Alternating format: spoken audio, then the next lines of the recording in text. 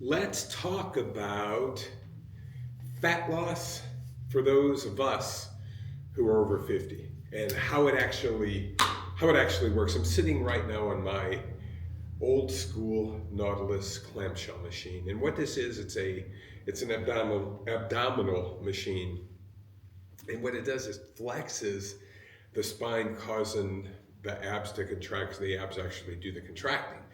Now, it happens all the time like this. It just all the time happens like this. When I have a client that comes in and they want to lose weight, one of the first exercises that I show them is this ab machine. And I show them how to isolate, how to connect your mind to the muscle, how to really focus on contracting the abs. And almost to the person, here's what they'll say: "Oh, I need a lot of these."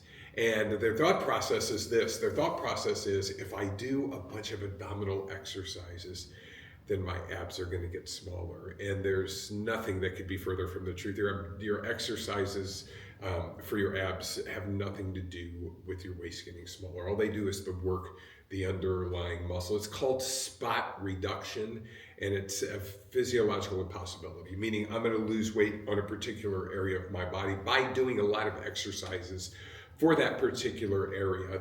The bottom line is this: body fat and muscle are two separate components, and they work separately. Body fat levels are controlled by dietary intake. Muscles are controlled by lifting weights, or the growth of muscles are controlled by lifting weights. So you cannot do a ton of abdominal exercises and think that's going to help you lose weight. Now, at the end of this, I'm going to show you a few exercises that you can do that are for your abdominals, but once again, all they're going to do is help line your body up, and they're going to help keep you strong in the middle of that. So you cannot spot reduce, and that is a big myth. Okay, here's the next mistake that people make. They exercise, excessive exercise for fat loss, meaning I'm gonna go out and I'm gonna run, or I'm gonna climb mountains, or I'm gonna ride bikes for long periods of time. Nothing wrong with exercise. I'm all for it. However, if you are not controlling intake, you could ride your bike all day long.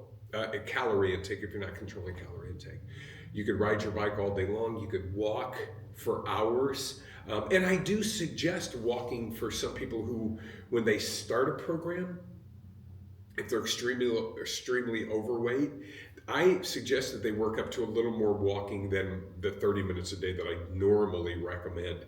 But that's just because they have a lot to lose. As they get closer to their goal, then we cut that down a little bit. I just want them moving a little bit more. So, but excessive exercise, what it does is, like, you're going to do hour-long classes and all these types of things. What that does is increases your cortisol level, and cortisol in and of itself is actually catabolic, meaning it eats away muscle tissue, and it also retards the fat loss process. And so that's another thing that's really, really important, is not to do excessive exercise, to learn how much exercise is proper. In the middle of that, it's really, really, really important not to overtrain yourself. The problem, as we get older, and I'm 65 now, so I know how your body works as you get older. So let's say you're 50 and you're starting, every decade you just notice a little bit more fatigue, a little less energy, a little less strength. And so when you get to that 50 point, it doesn't have to be exactly 50, but there's a point for me, it was 63, where I really noticed some changes.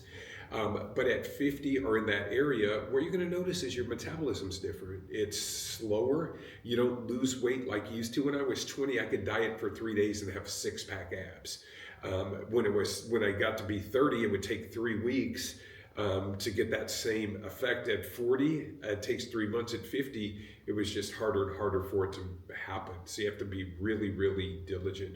So the big key is, when you're trying to lose fat, is you really do have to know how many calories that you're taking, and you have to be able to measure it. I talk about this a lot in my book. If you can measure it, then you can control it. If you don't measure it, then it becomes esoteric, and you just begin to guess in the middle of it. So what I suggest for people, and a lot of people like to go low carb, low fat, whatever the bottom line is. No matter which way you look at it, you still got to look at how many calories you're eating overall. That's really important when it comes to fat loss. And there's more and more research that talks about higher levels of protein, but I think that you have to individualize that and make sure that you're not taking so much protein in that it bothers your stomach. For me, there's just a certain point that I can take in, and after that, it causes flatulence, digestion issues. So I'm really careful to be moderate. What I find with low carb diets, and I'm okay with them if people want to do them. I just find that they're really, really hard to stay with. Some people can do it, but they're outliers. I was just having a conversation with a client the other day, and she's on a low carb diet. I was telling her, I go, hey, you look so much better. I can tell that you're losing weight. Your skin tone's better. I can see it in your neck, your face, all that stuff really works. And I said, but there's going to be a point where you're going to go off of this because you're going to binge a little bit, because everyone does. And then here's the problem. After you go off of it a bit, it's going to be really hard to get back on it. So I suggest to do a little cycling with that diet. And what I told her to do was, you go for your low carb until it doesn't work anymore. When it stops working, then what I want you to do is I want you to start counting your calories, and you can keep a more balanced diet in the middle of that. If someone leans more toward low carb and that works for them, I say go do it. But it's always going to be how many calories you're taking in, and that's kind of it can be argued a bit, but for the most part, it's food in, food out, and you got to make it fit you, and that's really important. Once again, keeping protein levels moderate. I use about anywhere from 90 to 120 grams a day, and I weigh about 100. I think at last check it was 177. So I could probably use a little more protein, but that's about all I can feel comfortable with. So I would suggest that for women, 70 to 90 grams based on how big you are, and for men, 90 to 120 grams. And you can vary from that. The rest of the calories, they could be fat, carbs, whatever you like to use in the middle of that. So you just have to find the calorie amount for you, and that is really important. So calories matter. And then I would also suggest to make sure that you do your daily walking. I think walking is so very, very important when it comes to fat loss. And I think if you are watching how much food you're eating 30 minutes after your evening meal is what I generally suggest for people. Just remember, you've got to look at this from the perspective of the long haul. So, for example, I had let my body in the winter get up to over 180, which is very unusual for me. So all I did was I just cut back a little bit. I actually cut back to eating twice per day. I eat at noon and 6, and then if I need a late night snack to sleep, I'll use that. But I also didn't change when I first started. I didn't change the types of food that I ate, but I did change the amounts. So I still like to have some, maybe some chocolate or something like that. And I still have that, but I just watch the amount, and like I said, I'm down about 5 pounds, just being aware, not starving myself. So I think that's the way to look at it. And when you look at fat loss as a whole, because you're not just looking at weight loss, you're looking at fat loss. So you want to make sure you're lifting weights so you keep your bone density and you keep your muscle size.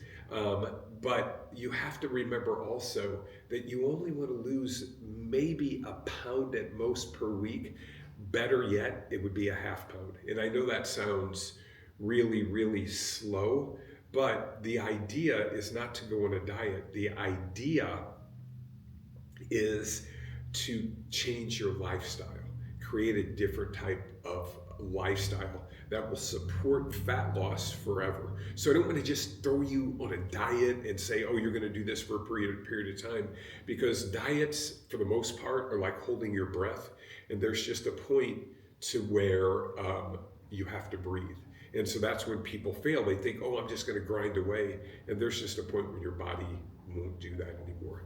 A couple of more thoughts, and then I'll show you some exercises. My first thought is stress. You've got to control your stress when it comes to fat loss, because mental stress creates cortisol as well, and that creates a lot of problems. Like I said earlier, it is not conducive to fat loss when you have high cortisol levels. It's actually catabolic, eating away muscle tissue, and it shuts off the fat burning process. So that's something we want to be careful of. The other thing is sleep. You want to get plenty of sleep. If you can get 8 to 10 hours of sleep per night, that would be awesome. I wish I could. I struggle with sleep, but I notice when I sleep more fat loss is easier to come off of. And then obviously you've got to lift weights. So those things are really, really important. You can read more about that in my book, and there's a link below. You can grab that if you haven't got it yet. But it'll help a lot with that. Now, I'm just gonna show you a couple of quick exercises that I would suggest for just for your abs, and they're very, very simple exercises. So we're gonna go to the floor. The first one we're gonna look at is just gonna look at a simple plank. So I get in the plank position here. Now, just a couple of ideas. The first one and the first progression is I'm just on my knees right now. And so I don't think you're going to be able to see that through the camera, but I start with my knees. I can still feel my abs engage. So that's progression 1. Progression 2 is I go ahead and I get into plank position and I feel my abs engage. And I'm going to try to hold this for up to a minute. And I would suggest that if you can only hold it 10-15 seconds, slowly, like go 10 to 15 and then rest and then go another 10 to 15, maybe start off getting 30 seconds and then slowly work your way up to 60. That's going to be a good way to go about it. You can also go all the way to 90 seconds, whatever works for you based on your fitness level. Then the last progression is, if you notice, my elbows are forward now, and that makes this, if you look from here to here, and that makes the tension much, much harder. So those are my 3, and they're all isometrics. They're all static holds, basically. So I'm just gonna hold that position for that period of time. The other one here is, with your low back, you have a bend that is called lordosis, okay? So what I'm gonna do here is I'm gonna bend my knees and I'm gonna lie flat on the ground. And then what I'm gonna do here is I'm gonna put my hand under that lordosis area. I can feel that, there's space there. Now what I'm gonna do is, I'm gonna flatten my low back. So right when I flatten that, my abs engage. You'll hear people talk about this engages your core. What it does, it engages what's called your transverse abdominal muscle area.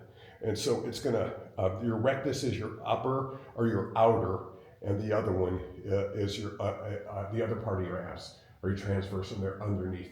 So I'm just flexing those, and on this one, I flex them as hard as I can, and I hold that for up to a minute. So those are 2 exercises that are very good for just for your abs at home. If you have an abdominal machine, that's also perfect, and that will help as well. Sit-ups, not a big fan of. Crunches, that's fine. Sit-ups work a different part of your body rather than just abs. So that would be my suggestion. And if you have any questions, there's a link. You can set up a meeting with me and just click that link and fill out that form, and we can chat a little more. Hope that helps. See you next time.